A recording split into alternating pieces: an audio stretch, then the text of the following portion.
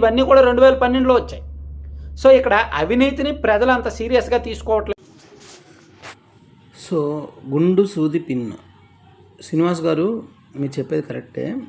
Once upon time అంటే 2012, ఇది 2024, దగ్గర 12 సంవత్సరాలు ఉంది డిఫరెన్స్. అప్పుడు చదువుకున్న పర్సన్స్ ఓటర్లుగా 12 సంవత్సరాలు గడిచింది కదా. అంటే ఎంతమంది పెరుగుంటారు ఓటర్లు ఆలోచించండి. అప్పుడు చదువుకోని వాళ్ళు ఎక్కువ, చదువుకోని వాళ్ళు, అర్థమైందా? అదేవిధంగా బుర్ర లేని వాళ్ళు ఎక్కువ అప్పుడు. కాబట్టి వాడిని సండు మొహవాడిని ఇంక్లూడింగ్ నేను కూడా ఏదో మారుస్తాడని వేశాను.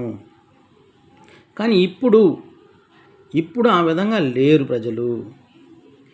కాస్త కోసం తెలివి పెరిగింది. ఖచ్చితంగా క్రూయాలిటీని ఎవరూ కూడా ఆస్వాదించరు.